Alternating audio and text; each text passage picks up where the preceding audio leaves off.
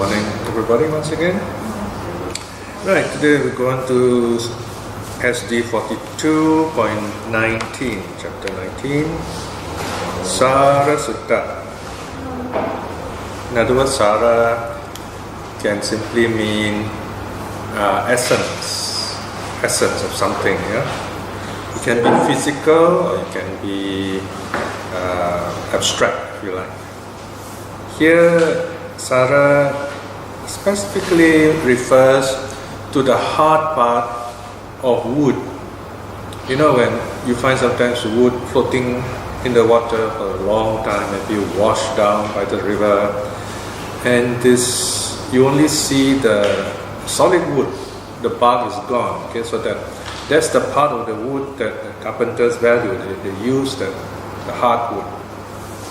So this imagery of heart wood, H-E-A-R-T, heart, that means the core of it, is very common in Buddhism, especially in reference to the Dharma, the true teaching, the teaching that liberates us, that brings us awakening.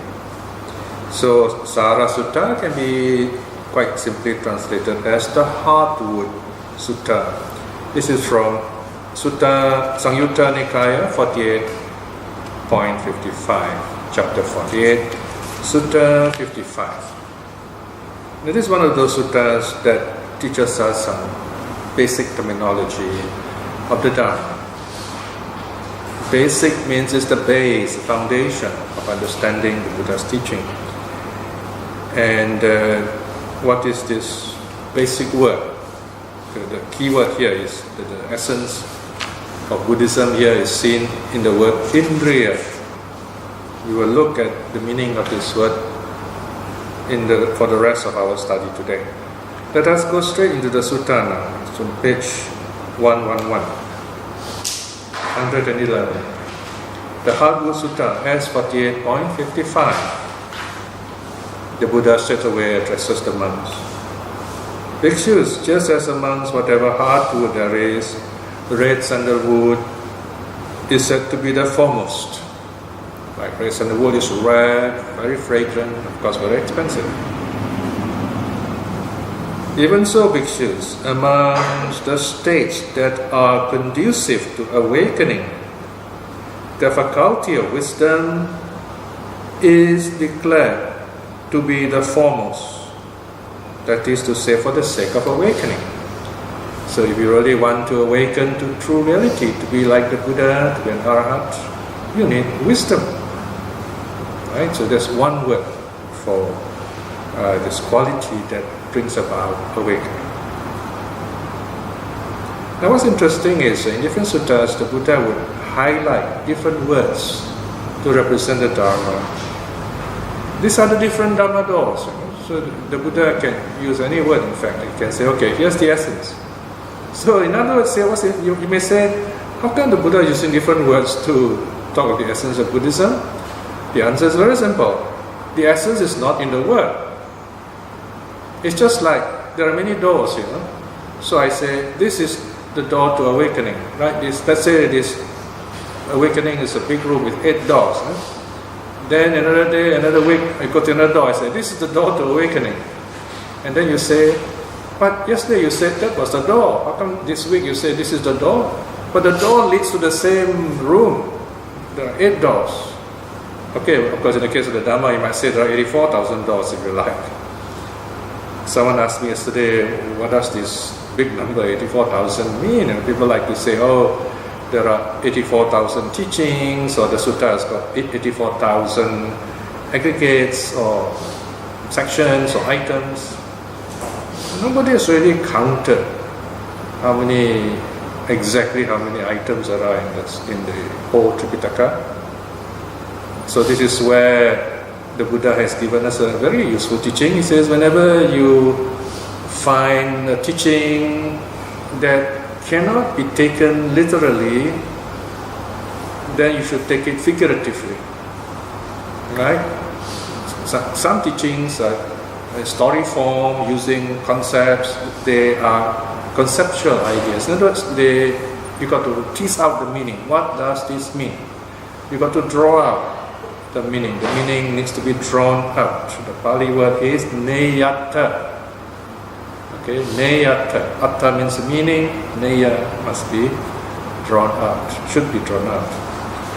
There are some teachings. The meaning is direct. Form is impermanent. Very direct. That is nitatta. Nita, meaning atta, the meaning nita means drawn out, explicit. Implicit teachings, explicit teachings. So when you look at this number 84,000, say, wow, this is a big number, what does it mean? You must always ask that, what does it mean? Whenever we see something fantastic, fabulous in Buddhism, we must ask, what does it mean? In some forms of Buddhism, especially later forms, people talk about so many Buddhas and Bodhisattvas. You've got to ask, what does this mean? Then you begin to discover what all this, the real practice behind these teachings. So what does 84,000 mean? Well, one way of looking at it is, you look at the three numbers, 3 zeros. 3 zeros represents 3 periods of time, past, present, future. That's one way. That's not the only way, that's one way of looking at it. The 8, of course, is the Eightfold Path. The 4 Noble Truths. So you put all this together, the Buddha's teaching will always be past, present, future about the Eightfold Path, defined, formulated in the 4 Noble Truths. Or, if you like, you can say, okay, the 3 zeros stand for triple gem, the 3 jewels, Buddha, Dhamma, Sangha. Okay? Or you can say the 3 zeros represent your 3 actions, body, speech, and mind. And then you relate it. In other words, when we practice the Eightfold Path and the 4 Noble Truths, they must be practiced through body, speech, and mind, and so on. So this 84,000 is the essence of the Dhamma in that way. So here, Sara also means essence.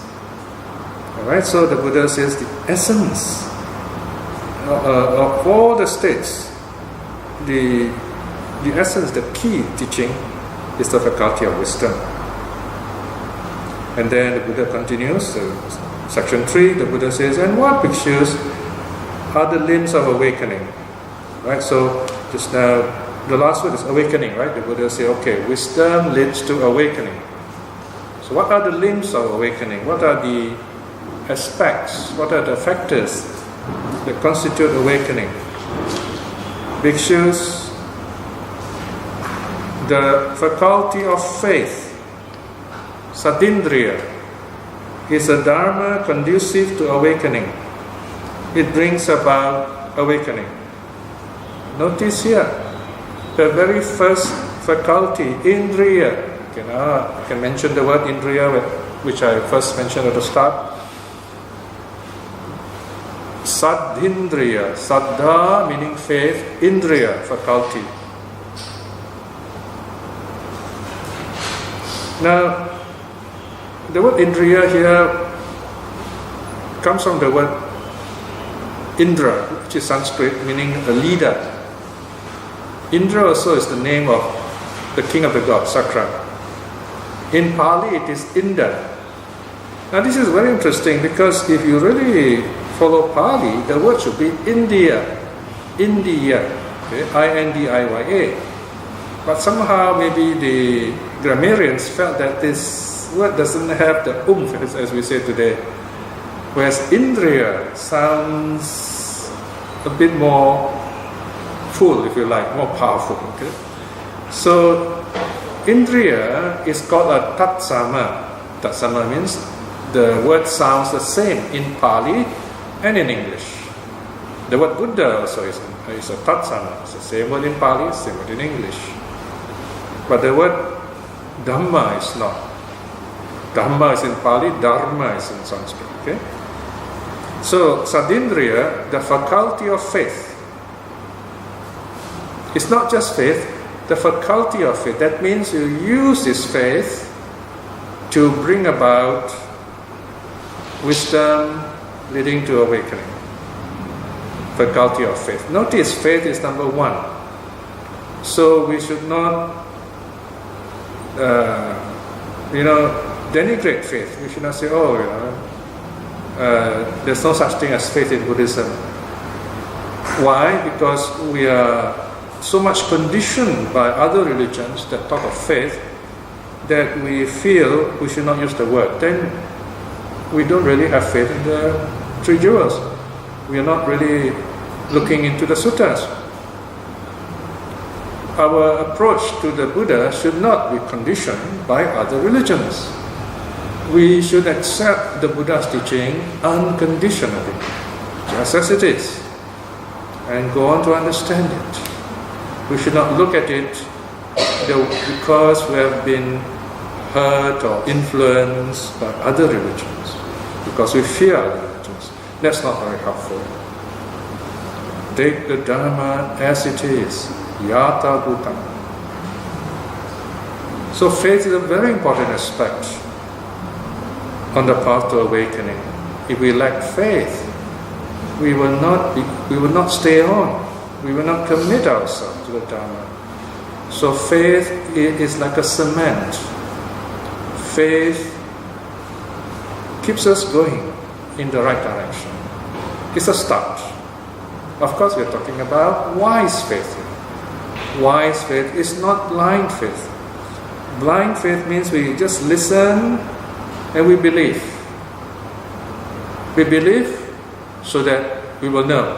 That's faith, blind faith. But as the story of Sariputta and Moggallana and Chitta, the house lord, both of them famously says, in terms of whatever they have, wonderful Dharma they have learned, it is not true faith in the Buddha. They have discovered this wonderful Dharma through their own practice. And in discovering this practice which liberated them, their faith in the Buddha is unshakable. That's called wise faith. If you have studied the suttas very carefully for a long time, for a reasonable length of time, you make an effort to understand it, reflect on it, and then it becomes clearer to you over the years. And you feel joy. This is very important. You feel joyful about it. You are humbled by it. So you don't go around challenging people. Yes, you defend the Dhamma, but you don't downgrade, denigrate people, but you tell them, hey, look, this Dhamma is so beautiful. Maybe you don't even have to say it. You look happy and peaceful, and people look at you and say, hey, you're different. You're so peaceful, you're so calm and radiant. What is it that is making you like this? And of course you say, it's not me, it's the Dharma. So that's how you witness the Dharma. That's how Asaji exuded the Dharma, and Sariputta saw this radiance in Asaji. That's wise faith. Wise faith is characterized by radiant joy, or even simply by joy, okay? Because we understand something so clearly. We understand, we know that we may believe. That's wise faith. Now then the sutta continues. Number 2, the faculty of effort, virya, indriya, or we read as one compound, virindriya. Sometimes it's virindriya because kind of the Y is combined, or viriyindriya. It's quite a mouthful. I think in this case we have what's called a shwa or swarabhakti, the second I, second vowel, E or I, that's the letter I, is silent. Virindriya. Or if you want to be more exact, viriyindriya. Got to go slow a bit. Virya plus indriya. Virya shares the same root as for the word Vira, meaning hero. Vira means hero. And by the way, from this word you get the English word virile, meaning full of life. So Virya means effort. Effort. The hero makes effort. If you make an effort to stay for sutta study, come for sutta study regularly, that's Virya. You are a hero of your own class. If you don't give up meditation, you sit on, struggle through pain, through distractions, you calm yourself, you let go of the distractions. That's the effort of a Vira, hero. That is called Virya, effort. Another word for it is diligence. It's also another key idea in the success on the path to awakening. So the Buddha says number 2 is the faculty of effort. Virindriya is a dharma conducive to awakening. It brings about awakening. Number 3, the faculty of mindfulness. Satindriya is a dharma conducive to awakening. It brings about awakening. Look at the word Satindriya. That's how we pronounce it. Sat, S-A-T, and then there is an apostrophe. That means a vowel is missing or a letter is missing. Indriya. So here, Sati plus Indriya. Okay, Satindriya. So we cancel out one vowel so that we have a nice flow in pronouncing the word. Okay, this is following what's called the rule of Sandhi. Sandhi means conjunction, where you join words to make compounds. The next one, number 4, the faculty of concentration or stillness, if you like, mental stillness. Samadindriya. Okay, you got to put the apostrophe there, which is missing. Samadindriya is a dharma conducive to awakening. It brings about awakening. Right? S-A-M long R-D-H apostrophe Indriya. Okay. And the 5th one, the numbering, just correct that, should be number 5, not 4. The faculty of wisdom. Panyindriya. Panyindriya. Panya long R plus Indriya. The faculty of wisdom is a dharma. Okay, the word dharma here means a state, a tool, a practice, dharma. Conducive to awakening, it brings about awakening. Bhikshus, just as amongst whatever hardwood, red sandalwood is said to be the foremost, even so bhikshus amongst the dharmas that conduce to awakening, the faculty of wisdom is declared to be the foremost. That is to say, for the sake of awakening. How is it foremost? When you look at these 5 faculties, you have faith, effort, mindfulness, concentration, wisdom. The most important is the last one, wisdom. In terms of goal, wisdom is foremost. But in terms of actual practice, which is the foremost? Is mindfulness. Number 3, right? Remember, I drew a diagram for you. I will draw this diagram again just to be sure you remember.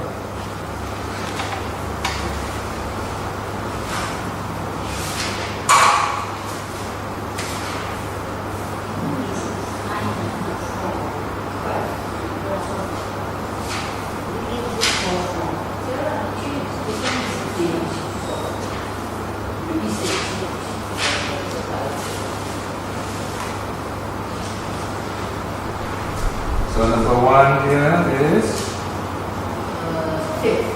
Okay. And then number 2, Effort. 2 is what? Effort. Effort, huh?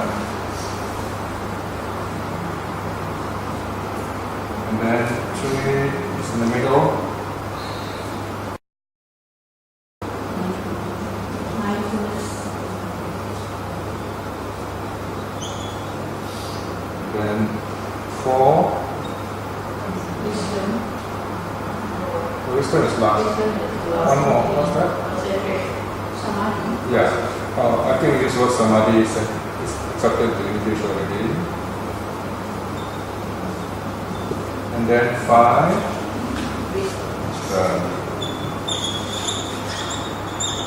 Alright, very well. So we have like this is called 5 Panchindriya. Okay. 5. Pancha, 5. For you to remember, you when you punch someone, there are 5 fingers, right? So 5. Punch. In fact, it's the same root, you know. Punch. So you cancel the A, you put apostrophe, and then Indriya. When you're practicing this, and if you're not an arahat, they're called Panchindriya, the 5 faculties. But in the arahat, these are all developed. They're all developed. They become stable. Then they are called bala. They're called powers. Pancha bala. Okay. So the same 5, but they're called bala. 5 powers. When they refer to the Buddha and the Arahats. So there you are. You have these 5 qualities. In terms of practice, they build up in that way, starting from faith. Faith is transmuted into wisdom. In order to really gain true wisdom, as faculties, we need to balance them. Okay? So here you can see this diagram very nicely shows how faith is balanced, and wisdom need to balance each other. In other words, learning and feeling should be balanced. And then effort and what's the other one? Concentration should balance each other. Body and mind should balance each other in practice. Okay? A balanced practice. And what balances these 2 pairs of indriyas? Mindfulness. In other words, you know when to apply this, when to slow this, and so on. So that's indriya. Now the word indriya covers a lot of terms. So in this essay, the introduction to this translation, you find there are a whole list of these terms. If you look at the page 106,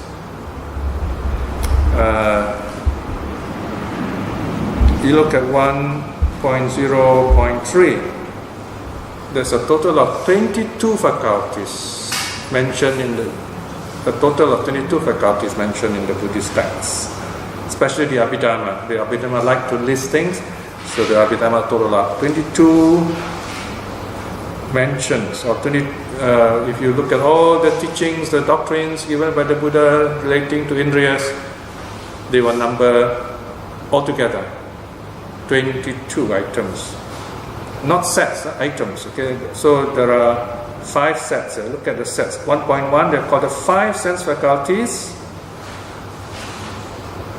or 6 if you include the mind. And then what we have just studied is called the 5 spiritual faculties. Now they also call faculties. To distinguish this particular set, we can call it, I like to add the word spiritual. Okay? I know some people in the West, they are not too happy with the word spiritual, maybe because of the New Ages or because of the guru cults that really mess up such a beautiful word. Well, just because these strange people mess up a beautiful word doesn't mean we should accept it. we reject this messing up by restoring the beauty of the word spirituality, spirituality by using it correctly. Remember the Humpty Dumpty rule? Words are how we use them. So we keep on telling people, this is the way I understand this word, this is the way I use this word. Spiritual means of the spirit, not of the world, or something that purifies the world. The 5 spiritual faculties. And then you have 1.3, the controlling principles. This probably refers to the 5 powers, they're the same thing. And then 1.4, the 5 faculties of feeling. We'll look at all this in detail in a moment. And then 1.5, the 3 faculties of knowledge. This is really very deep stuff, which I will come to in a moment. Let's go through this stage by stage. Now let's look at 1.1.1. This is the easiest. Indriya, and it's the same Pali word, Panchindriya. Pancha Indriya, they refer to our 5 senses. This is not a common term in Buddhism. We don't often see the term 5 physical senses in the suttas. Normally, there will be the 6 sense bases. Salayatana is more common. Anyway, just for our learning purposes, the 5 sense faculties, here you can call sense faculties to make it more exact instead of just faculties. In Pali, it's just faculty. In English, we can translate as sense faculties are sight, hearing, sight or seeing, hearing, smell, taste, touch. Or to be more technically correct, we can translate the word as eye faculty. In fact, that's what I've written on the board. The eye faculty in Pali is Chakundriya. Now notice here the elision. Elision means the cancellation of the vowel is not in Chakku, not in the first element, but in the second element. Indriya. The first letter is elided. It is cancelled. So you have Chakku Indriya instead of Chakindriya, because I suppose the Gamarians think that Chakindriya sounds funny. Just so used to the word Chakku, meaning eye. Okay. Then there is Sotindriya. Sotindriya. Sota plus Indriya. The ear faculty. So here it's not just the ear as a physical structure, but the functioning ear. The ear that is a door of knowledge to you. That's the meaning of Indriya. Then there is the nose faculty, Ghanindriya. Ghanindriya. Then there is the faculty of taste or tongue faculty, Jivindriya. Jivindriya. It's a bit tricky, this one. Jivindriya. Tongue faculty. Jiva is the tongue. Then there is the body faculty of touch. Kayindriya. Kaya means body. Okay, this is found in Majjhima, for example. Then with number 6 is added. The mind is the 6th sense. In Abhidhamma you find this. It's called Manindriya. Mana is the mind. Manindriya. So these are the 5 sense faculties, or the 6 senses. We include mind. This is found in next sutta called Indriya Suddhaka Sutta, S 48.5. Yeah, can you a red pen, please? From my pen. It's okay, I have my pen. The side pocket. So the Indriya Suddhaka Sutta gives you 6 faculties, and this is found in Sangyutta. No? So you see there are 6 sense faculties here. So there is such a word, 6 sense faculties. Not very common, but it's there.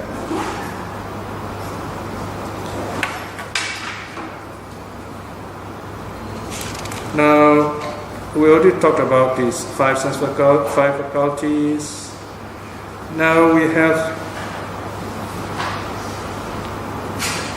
I think I won't go into the matter here, it's a bit lengthy. Now,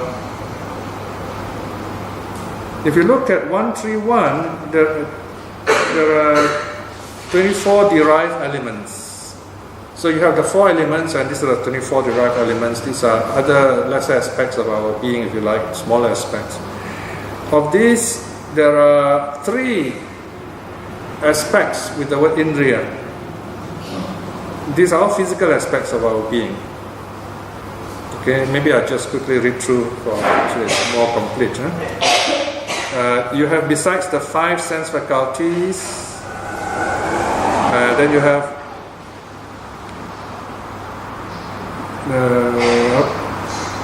the sense organs, if you like, and then you have the internal aspects, external aspects. Eye, ear, nose, tongue, body is internal, and then external you have form, sound, smell, taste.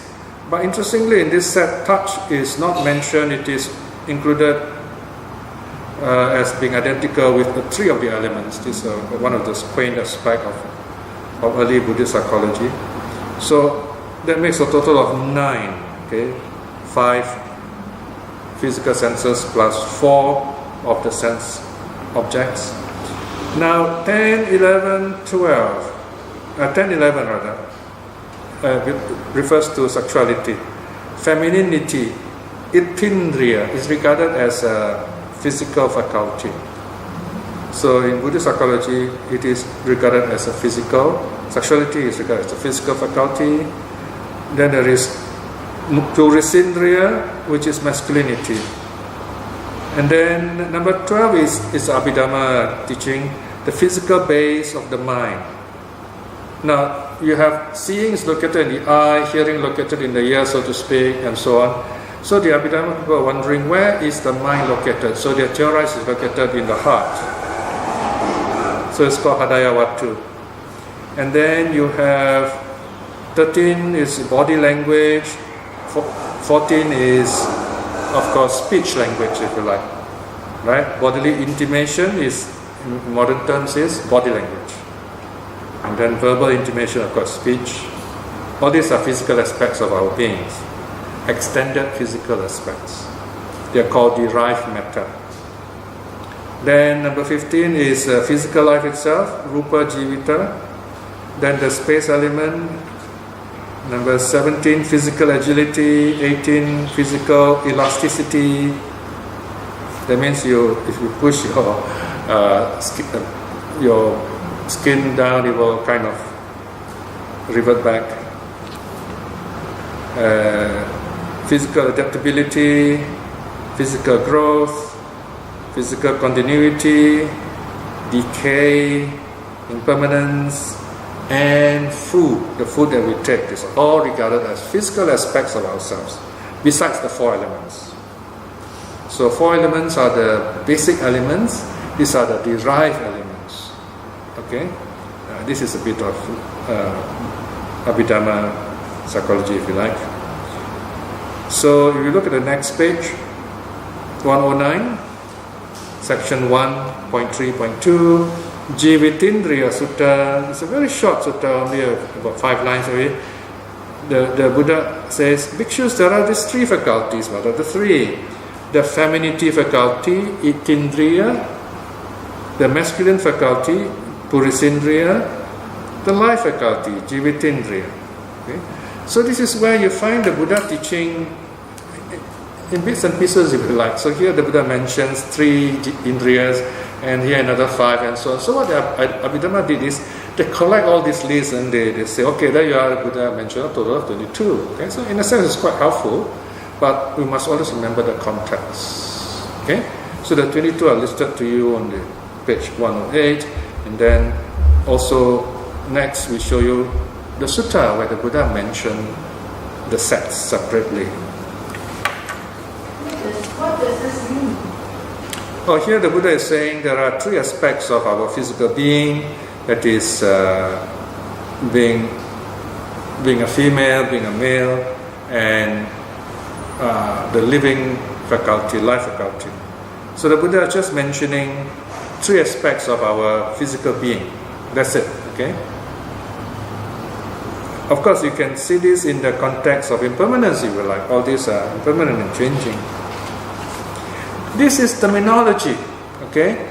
So what's going on here is the Buddha is giving all these terms so that teachers, students can use this words and understand the various aspects of the Dharma. For example, you have the five faculties of feeling. So how do you see things as aspects of your being?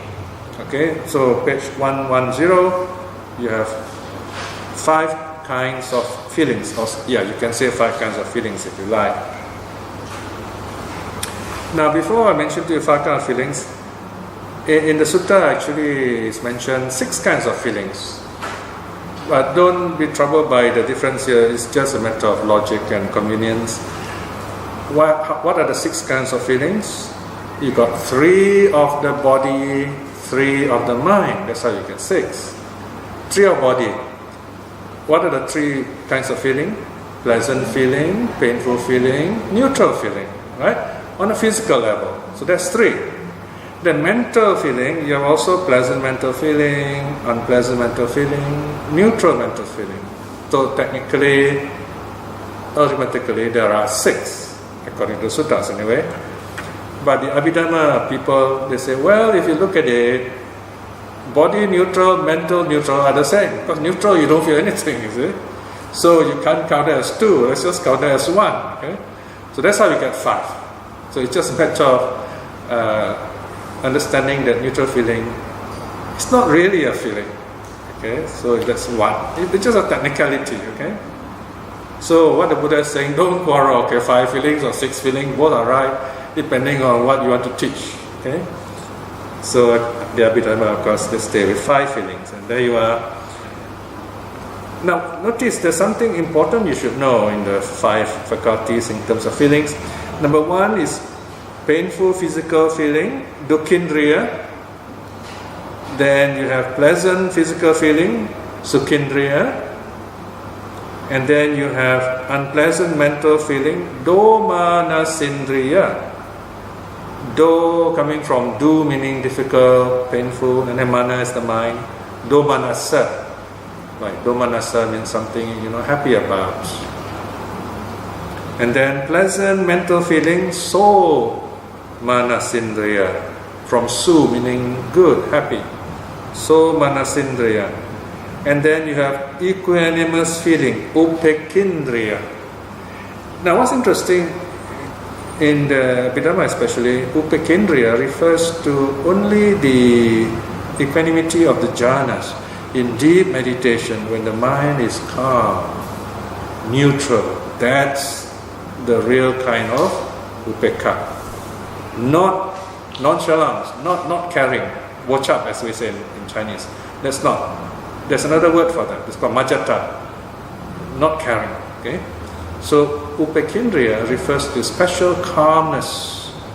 You can say it's also found in the fourth divine abode. Right? You have loving kindness, compassion, gladness, and equanimity. Right? We cultivate this spiritual equanimity by being calm and stable. We do our Dhamma work, we do whatever work we need to do, we succeed, we fail, we have our limits, but we don't give up. Okay, now comes the last three very difficult terms. Look at this 1.5.1. Can you see the big letters on page 110? Anindriya Sutta. Anindriya Sutta, the discourse of the faculty of final knowledge. These are simply terms for awakening. The word Anya, A-N-N-A, Anya is an ancient word for awakening. Anya. Okay, it refers to only awakening.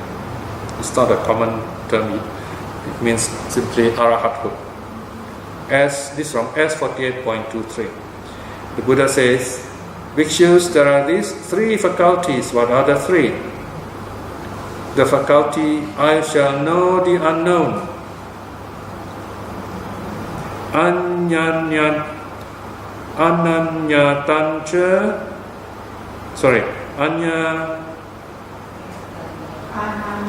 Anyanyatan nya samiti indriya. Okay, I shall know the unknown. What does this refer to? Okay, so explain further down. This is the faculty arising at the moment of the path of awakening. The moment of the arising of the path of the first, in other words, the moment you attain stream winning, the moment you join the noble path, that's the first rising of sainthood. That's the one. A rising of sainthood. That means you're on, not yet, on the path of awakening, a stream winner.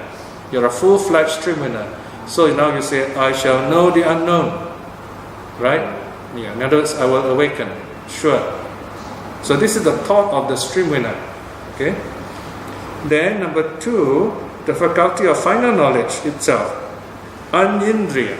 Okay, this is the knowledge, the wisdom, if you like, of the saints in between the stream winner right up to just before becoming Arahant. Okay? From just after the first one, that means one's returner, non-returner, and the Arahat to be. This is the thought of the knowledge of those saints. Okay, it's called Anya. This is the narrow sense. Okay, but in the Dhammacakka Pavattana Sutta, when Kondanya understood the Dharma, the Buddha announced Anyasi Kondanya. Kondanya is one who knows, right? So the word Anyasi here refers to stream winning, Anya. Okay, but in this sutta, it's Anya refers specifically to in between the stream winner up to just before full Arahathood. We call it Arahat to be, and Arahat become, in other words, the full-fledged Arahat himself has the knowledge known as Anyata Vindriya. So this is where they keep both the vowels of the ending vowel of the first element and the first vowel of the second element, and they add an insert, a V, so that the sound flows. The V is an insert, okay, embedded, a semi-vowel. Anyata Vindriya. Sometimes a Y is used here, sometimes a H is used, sometimes a D is used, sometimes an L is used. Here V is used. And this translates as the faculty of one accomplished in final knowledge. Accomplished as the Arahant. So these bhikshus are the 3 faculties, right? So there are many sets of 3 faculties. So you've got to know the context. If you miss what I say, just look at section 1.5.2. The explanations are all given there again, right? And so that actually completes what we have to learn today.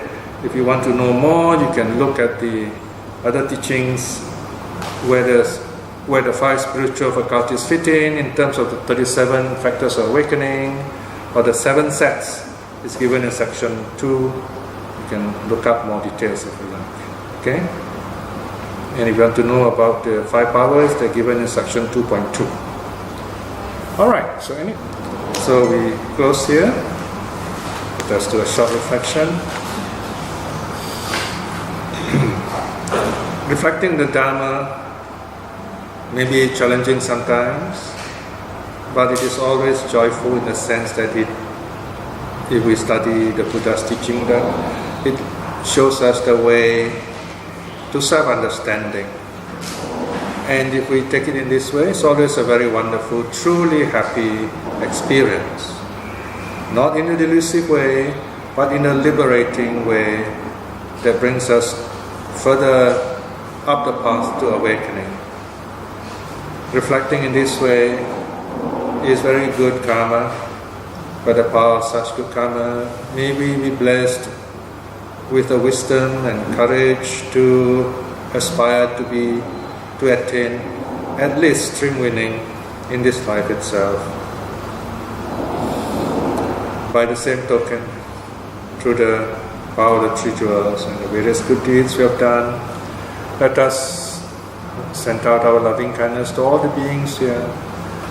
May all those people who have cared for us and people we care for be well and happy.